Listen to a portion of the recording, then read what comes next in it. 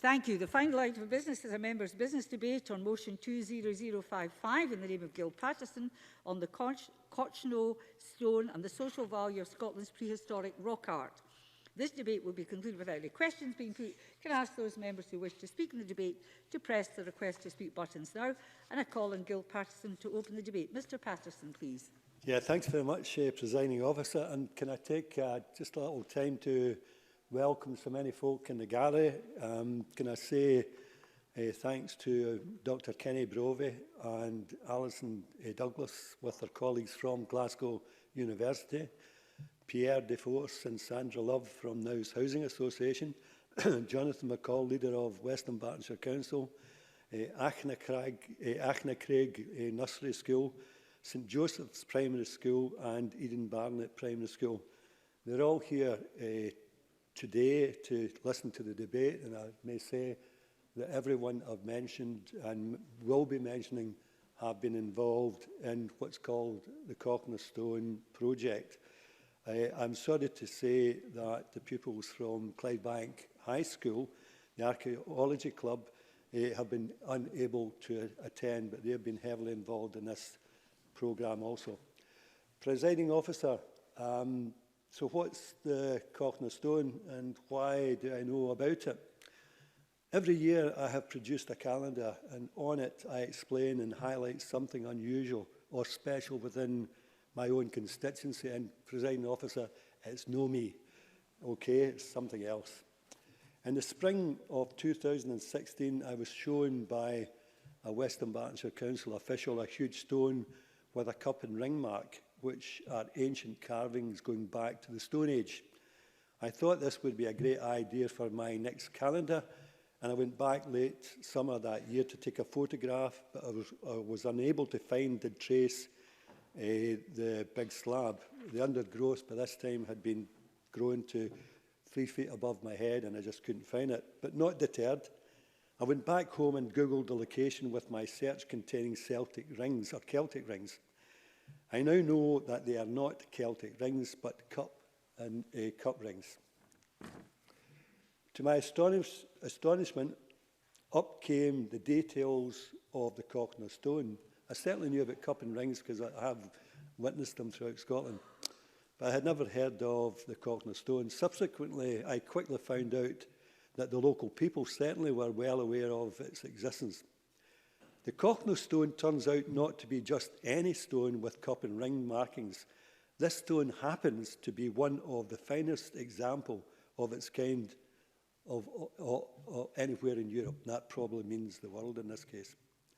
It's 100 metres square with cups and rings of a wide variety of sizes and different formations carved over its entirety. Are they ritual markings, religious, astronomical? Is it describing a place, or is it just good old-fashioned graffiti? That's not for me to say, that's for someone else. But I don't think it's the latter. I've always been extremely interested in things left under the ground or placed underground by humans, particularly anything that could be described as art. I'm an art buff, I'm afraid. I have a deep interest also in antiquities, and for the last 20 years or so I've been interested, and that interest has been drawn to China, where some of the world's most fabulous buried sites exist, and they stretch way back to prehistory. I even ventured on my own into an unused mine which quarried the stone that made the world-famous Chinese fine porcelain. This was near a place called Jingdezhen. This is the town where all these Ming and Qing priceless porcelain treasures that we hear about were made and painted and made there to this very day. Jingdezhen is fairly well off the tourist track map, except for anoraks with a passion for Oriental art like me. So what's that got to do with the Cochno Stone? And I can actually hear that from Kenny Brovey up there, even from here. Well, let me explain. Typically, the Chinese will take a site that is buried under the ground, expose it, but cover it up again, this time with a building. They will probably have people like Dr. Brovey and his team headquartered within. They will also be excavating the surrounding area.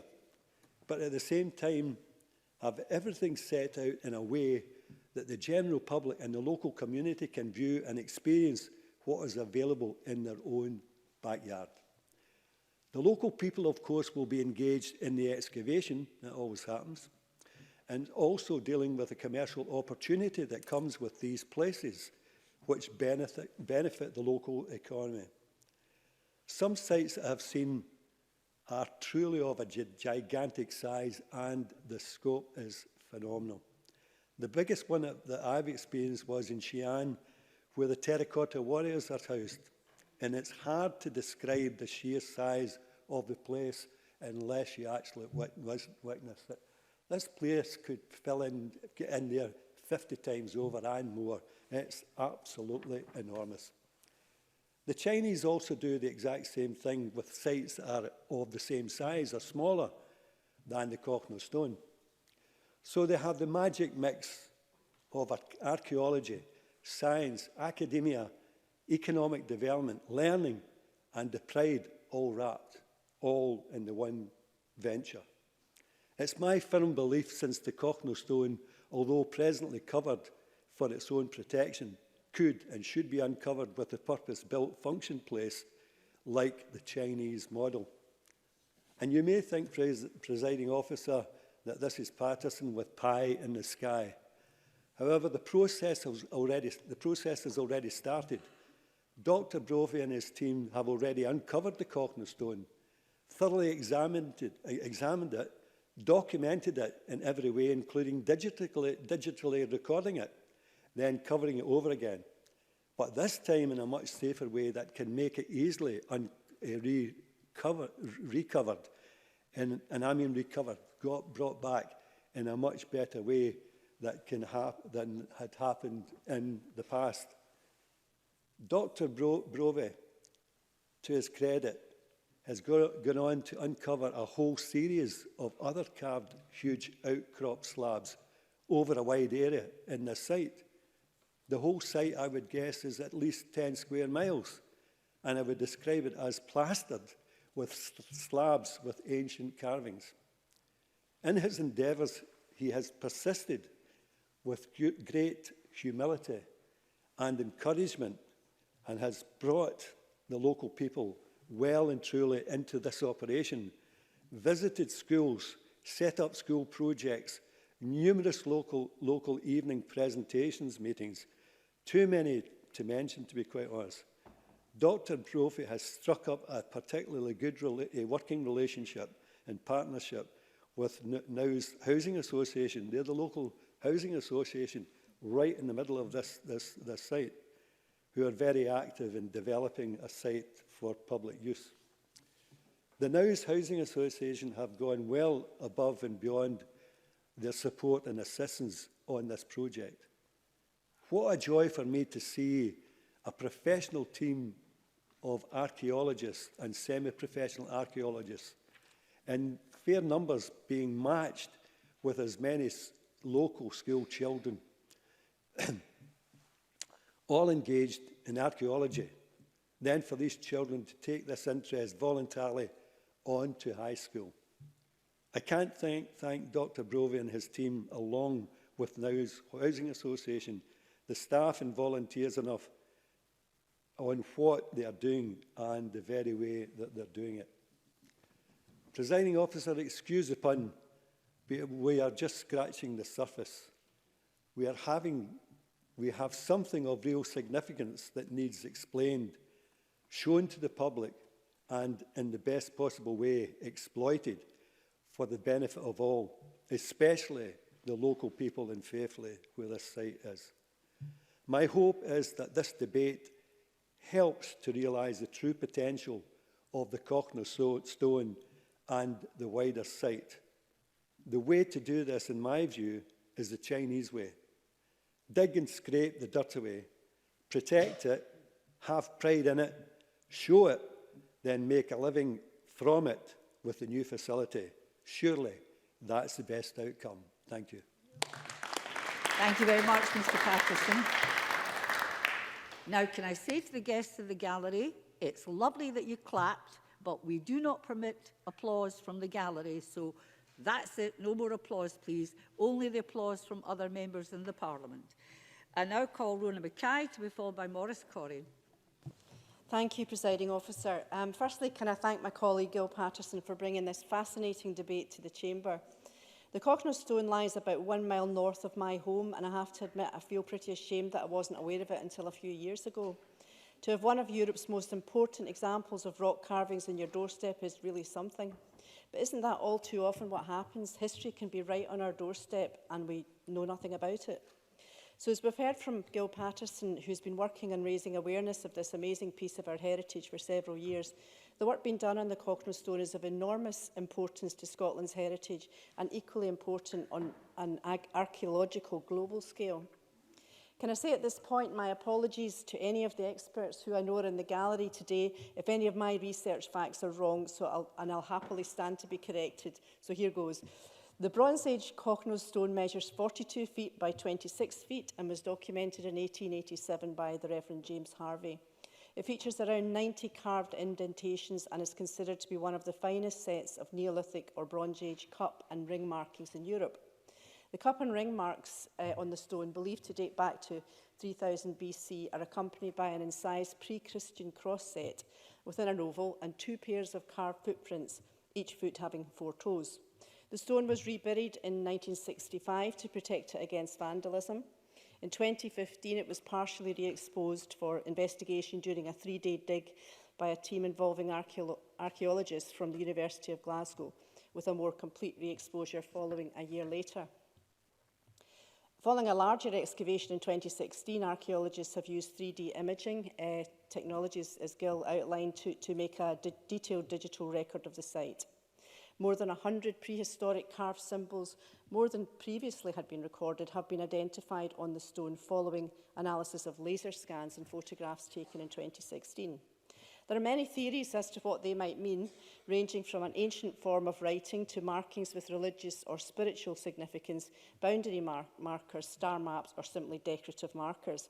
But what we do know is that it's evidence that back in the day, the Clyde was an important artery, possibly connecting sea and islands, perhaps around the coast to Bute and Arran. So huge credit must go to Dr. Kenneth Brophy from the University of Glasgow, who led the digs in 2015 and 2016, and his ongoing work. He and his team really have been the driving force behind raising awareness and documenting this fantastic wonder of our world. Not to mention, of course, the army of volunteer diggers, 2 of which are my constituents from Lenzie, Jean and Tom Tumilty. Praise too must go to Faithfully Rocks, a project researching prehistoric rock art and who've done a huge amount of work on the stone using excavation, survey, oral history and archival research. This group really does so much to promote our wonderful heritage and aim to make archaeology fun and accessible to all. It's great to see the old stereotype of fuddy-duddy archaeologists finally being consigned to the history bin. I honestly believe that more groups throughout Scotland doing this type of work on a contemporary basis would greatly enhance our knowledge of history and could engage future generations to delve into our amazing past.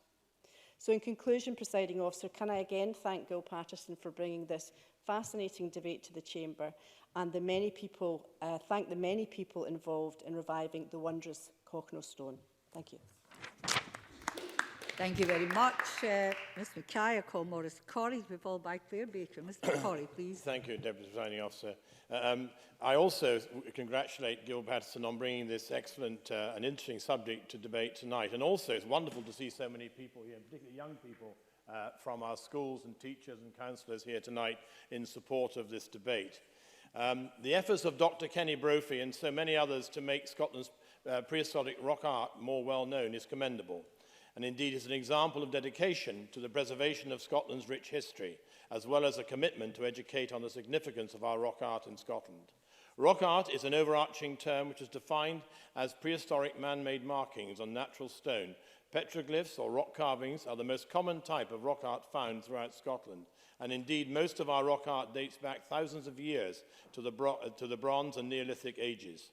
Experts believe that these stone carvings could have been made to show land ownership, chart stars, mark ritual places, and map landscapes. However, many experts also believe that the carvings never had one fixed meaning at all, and that their purposes changed over time depending on the new generations which discovered them. Dr. Brophy's focus on Scotland's rock art has brought thousands of Scotland's examples of prehistoric rock art to the attention of not just experts and students of archaeology, but also to the public as well. And one of Dr. Brophy's most recent endeavours, a project to uncover the digitally scan the Cochno stone in Western Berkshire, my region, has received particular attention. The Cochno stone is a massive panel of rock that was first documented in 1887, and the stone features various cup and ring carvings, as already been stated, that are considered one of the finest sets of petroglyphs in Scotland. And after its initial discovery, the stone was studied and mapped by various experts and was visited by an intrigued public. The decision was made to rebury the stone to protect it after several instances of vandalism, which thankfully preserved the stone for future study. In 2016, Dr. Brophy uncovered and studied the Cochno stone with the help of a group of dedicated experts and volunteers, and working with the Spanish heritage company Factum Art, Brophy digitally scanned the stone. He and his team plan to use the scans to create a replica of the Cochno stone that will be placed near the original site, allowing the original stone to be preserved while still giving people access to the rock art. The collaborative work on the Cochno stone project ignited further efforts to preserve and document Scotland's prehistoric rock art, and one example of these efforts is Scotland's Rock Art Project. The project is a community-based initiative that discovers maps and scans and creates 3D models of Scotland's prehistoric rock art. Archaeologists on the team are also training volunteers across Scotland to record prehistoric carvings and upload them to the project's online database.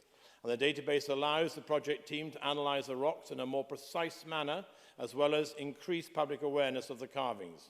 And before the creation of this database, contextual information about the many examples of rock art in Scotland was not available to the public. And through the collaborative work of many individuals, digital scans of Scotland's rock art, information on the location and the age of the rocks and the type of carvings found there are now available to anyone who wants to see it. And to conclude, Deputy Presiding Officer, I join my colleagues in supporting the ongoing collaborations that are producing valuable insights into Scotland's past, as well as promoting public education of the rock art in Scotland. And not only are these projects beneficial in educating the world about Scotland's history, they also serve as an excellent example of what can be accomplished through collaboration. And here in Scotland, we have a long and vibrant heritage to study and preserve, and people from around the world come to experience our culture and history. We too should seize the opportunity, and any opportunity, to experience it ourselves. And many institutions within Scotland, and many institutions as well, are contributing to the preservation of Scotland's history and to our future success. I support, and I hope that we shall all support these institutions working so diligently here in Scotland to maintain Scotland's historic rock art, as well as our efforts to educate the world on its significance. Thank you. Thank you very much, Mr. Corrie. I call Claire Baker to be followed by Stuart Stevenson. Mr. Stevenson is the last speaker in the open debate. Ms. Baker. Thank you, Presiding Officer. Can I begin by congratulating Gil Patterson on securing this evening's debate and highlighting the work that has been undertaken in his constituency. Members' debates provide opportunities to give particular significance to an issue which is important to a local community, but one which often has wider importance for the whole of Scotland. The Cochno stone is a good example of this, and I welcome that we are discussing the relevance of its rediscovery. It is fascinating to read about the history of the Cochno stone, its initial discovery, its intentional burial, and its re-emergence to the public view and academic knowledge. The story from its creation to the present day is one of place and community, and the involvement of volunteers and local schools in its current appreciation demonstrates the potential for our heritage to foster community cohesion and people having pride and ownership of the places they live. Archaeology is an important discipline, and the work of archaeologists should not be marginalised. While the numbers employed through local authorities, environmental and historic services has decreased as budget pressures squeeze these services, the particular skills and expertise they have must be employed when needed. It is interesting to read of the collaborative approach that was taken in Clydebank and the leadership shown by Dr. Kenny Brophy and the University of Glasgow Archaeology Department in bringing together many partners to undertake this work. In January, I was pleased to attend the parliamentary reception to celebrate the 75th anniversary of Archaeology Scotland. It was a great opportunity to hear about the value of Scotland's archaeology and how important it is for developing skills, engaging young people, enabling community involvement and promoting lifelong learning. There were brilliant contributions from young people about how archaeology has been a positive experience for them, and the knowledge, confidence and enjoyment they got from their involvement in projects such as the new Attainment Through Archaeology Employability Programme. Maurice Corrie has mentioned Scotland's Rock Art project, and it is a great way to make archaeology accessible and to involve communities in important research. It is the first major research project focusing on prehistoric rock art in Scotland, and it's funded by the Arts and Communities Research Council and hosted by Historic Environment Scotland in collaboration with Edinburgh University and Glasgow School of Art. It is a fantastic project which is aiming to enhance understanding and knowledge of Scotland's extensive rock art through engaging with communities and encouraging their direct involvement in research. They are training community teams to record prehistoric carvings and to be a resource for people who find treasures in their own communities. The information gathered by the public and the community teams helps increase knowledge and understanding of the carvings and raise awareness of them locally, nationally and internationally. The website is fascinating, with many examples of carved, mysterious symbols on rock surfaces which were created approximately 5,000 years ago. These prehistoric carvings, known as rock art, are important from our understanding our ancient culture, and though they are mysterious, they include some common images, symbols and marks, which are found in various forms across the world in caves, rock shelters and in open spaces. While some are figurative and feature animals or boats, others are more abstract and lead to theories of maps, astrological alignments and rituals. Scotland's Rock Art project is looking to answer some of these questions. The data collected will enable researchers to analyse the significance of the rock art to the people that made and used it, to examine how the importance of the carvings has changed through time, and to focus on how and why people value the carvings today. In my own region of Mid-Scotland and Fife, there are many examples of rock art, and I know how passionate people can be in recognising the importance of their heritage and the need not to lose or neglect these remains from our ancient culture. We have debated the significance of the Weems Caves in this Parliament before, and I wish to recognise the sterling work of local people through the Save Weems Ancient Cave Society in preserving, highlighting and making accessible the Pictish carvings and rock art in what is a very challenging environment, as well as all their efforts which resulted in digital mapping of the artwork. So, Presiding Officer, this has been an interesting debate which hopefully will encourage more people to become involved in the Rock Art project and to appreciate and value their important surroundings. Thank you very much, Ms Baker. And I call Stuart Stevenson. Very much, Presiding Officer, and I too thank Gil Patterson for giving us the opportunity to debate this interesting subject. And of course, we're talking about something very old, so it's entirely appropriate that as I look round the chamber, the 4 oldest members of this Parliament are all present.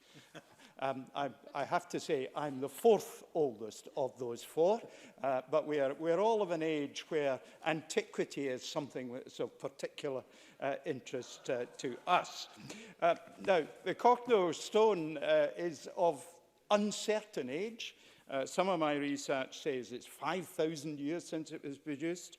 Others of it says it dates from the 3rd millennium BC and is thus not perhaps quite that old, or perhaps it's the same.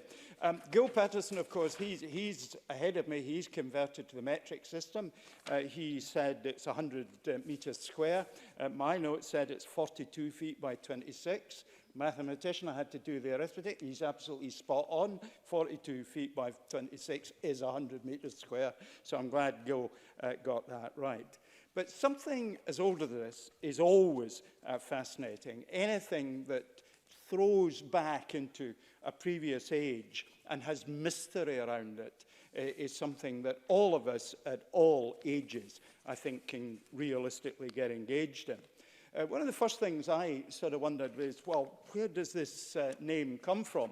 And it appears it's Cochno, which is the Gaelic for place of little cups. And I think when we look at what's actually on the stone, that's a credible explanation. It's not a certain explanation, and we'll probably never have a certain explanation. We do know that the stone is named after a Cochno house that was on the site before we found the stone, but that isn't to say it was there before or after the stone, almost certainly before the house was built by the Hamiltons some 100 years ago. But buried as it was, the locals continued to remember it over a long period of time, and it was a source of stories and inspiration for stories, as many of these ancient artifacts are.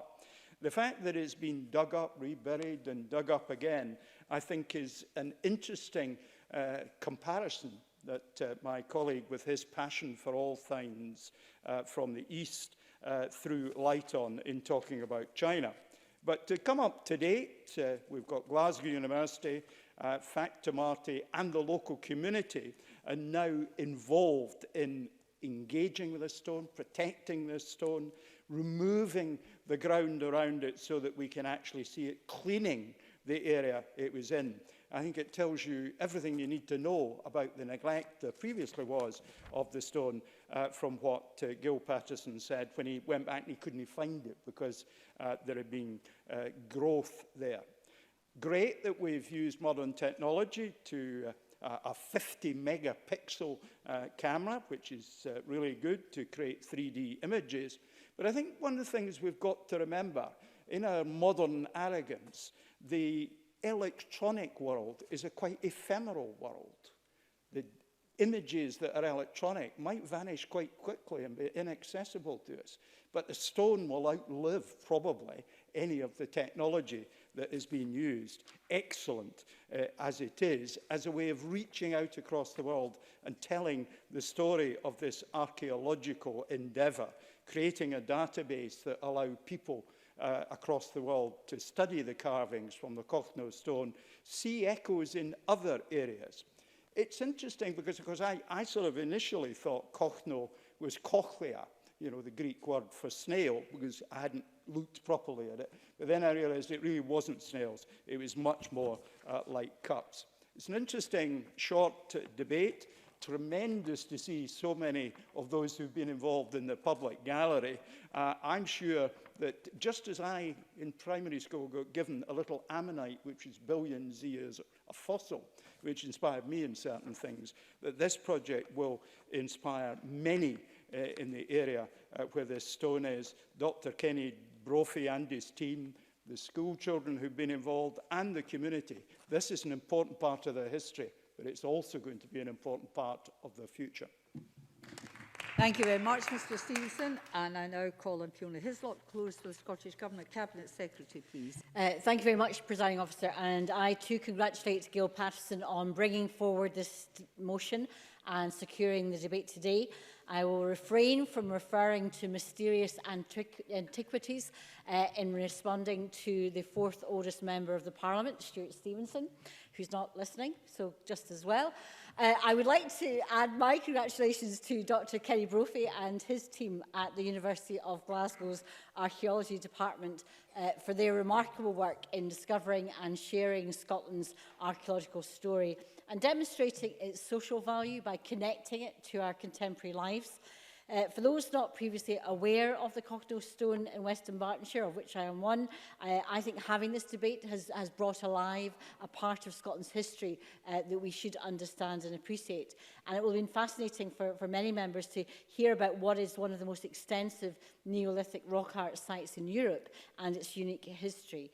The decision in 1965 of the Ancient Monuments Board to rebury the stone to protect it from instances of vandalism might seem strange today as we work to support as many people as possible to access and enjoy our heritage. So it wasn't until 2016 when Dr. Brophy led his team to uncover the stone, unearthing it, to conduct an extensive examination and recreating a detailed record of the markings that has been possible for the stone to be enjoyed and appreciated more widely. And rather than working in isolation, Dr. Brophy's team recognised the social value of the discovery and shared their findings with local schools and the wider community. In doing so, they opened up a dialogue with the local community, who in turn shared their memories of playing on the Cochno stone as children. In this way, the team used the project to collect additional data, which has helped to further develop our understanding of the location and nature of rock art in the area. And community archaeology is happening across Scotland. And I will ask Historic Environment Scotland to share information about some of the interesting projects that are taking place in community archaeology to interested members. The University of Glasgow Archaeology Department described their approach as engaged archaeology, exploring how, through engagement with local communities, archaeology can have relevance to be beneficial to society today. Despite Dr. Brophy's clear focus on prehistoric monuments, he considers himself a contemporary archaeologist, interested not in what we can learn about prehistoric society, but in what the traces of prehistory can tell us about the modern world. And I think that's a very interesting philosophical approach that we can all learn from. What is striking about the department's work is the passion for reaching individuals who might not usually engage with heritage by bringing archaeology into their everyday lives. And Dr. Brophy's research in Balfarg and Glenrothes is another excellent example. Here he's monitored the relationship between the urban and the prehistoric for 2 decades, documenting the various ways that monuments have been used by local people. From this, he consulted from the local community, asking them how much they knew about the monuments, how they could be better used, and how green spaces in the town could be improved. And through engaging local people in a discussion about their past, he is thus able to involve them in thinking about the future of their shape of their environment. So people have been creating rock art all over the world for so many years. Like all good art, there is no single interpretation or meaning that can be assigned to it. Indeed, it may have meant different things to different people. Building on the work that Dr. Brophy and the team at Glasgow University have done in unearthing our prehistoric rock art, a major project, as we've heard from Claire Baker, was established in 2017, funded by the Arts Humanities Research Council and hosted by Historic Environment Scotland. And Scotland's rock art project, SCRAP, is the first major exploration of prehistoric rock art in Scotland and uses digital recording techniques and community engagement to record, preserve and understand our rock art heritage. As part of that project, the team that has collaborated with Dr. Brophy on his current work, Faithfully Rocks, which uses the excavations and the 3D imaging of the Cochno stone as a starting point for exploring the benefits and values that rock art can bring to the community, confirming Faithfully's place as Scotland's rock art capital. Directly after this debate, members of the Faithfully community will be gathering in the Parliament to speak about their experiences of being involved in the project and the ways in which their local archaeology has touched their lives, and I look forward to joining them. I expect it to be a powerful demonstration of how art, even that from several millennia ago, can connect people to their place, enhance participation and provide benefits for well-being and learning. And rock art doesn't just have local significance. It can tell us about the evolution of our international relationships too, our global sense of place. We know, for example, that cup marks and cup and ring carvings are also found in areas of Norway, Sweden and Denmark, and that the similarity of motifs suggests that the Neolithic and Bronze Age communities were in contact. International links are an important aspect of the University of Glasgow Archaeology Department's work. The connections that have been built in the Mediterranean and Near East are helping us to understand Scotland's past in its European and international context, encouraging us to work with others in the pursuit of solutions to shared challenges like those associated with our changing climate and landscapes. And Gil Patterson's reference to China and how they use these circumstances as opportunities was a case well made. A good example of different work is that the department undertook to create a story map in Cyprus to memorise the heritage of the abandoned forest village of Katerini, which is sadly lost in forest fires in 2016. And the fires resulted in a huge loss to the heritage of the area, but the team collected the intangible cultural heritage, the memories, the stories and activities which mattered most to local people, and used the information to map places of local importance, a 100-year olive tree and locally significant religious places. And I have spoken before in this chamber about the importance of intangible cultural heritage to Scotland. Heritage isn't only rooted in the physical, but it's present in the ideas, the beliefs, the memories, and the values of our people. It is the stories of places or stones handed through generations. So intangible cultural heritage is a very important part of our cultural heritage, a living form of heritage which is continuously recreated, evolving as communities adapt their practices and traditions in response to their environments. In this way, it is inclusive, it is representative, and it is community-based. And intangible heritage forms an invisible bond between people over generations and millennia, as well as connecting us in our shared sense of place. And it's the connection to place, together with our strong sense of community and our rich shared history, that we are striving to protect, to understand, to celebrate in all our work on the historic environment. The importance of place is at the heart of historic environment strategy and Scotland's strategy, Our Place in Time, and has been central to the development to our soon-to-be published National Cultural Strategy. Dr. Brophy and his colleagues have shown us that understanding our prehistoric art and past can have contemporary relevance, feeding our sense of place and the sense of self, which arises from understanding who we are and where we've come from. We're very fortunate to live in a country with such a rich and vibrant heritage. Finding new ways to champion it and to inspire a new generation through involvement and understanding is, to me, an undertaking of immense value. So, Presiding Officer, I want to once again commend Dr. Brophy and his team for their insightful work. Thank Gil Patterson for making sure that we had the chance to recognise their achievements and the wider social significance of our prehistoric heritage and the Cochno stone. Thank you very much, Cabinet Secretary. That concludes the debate, which was a very interesting topic, and I close this meeting of Parliament.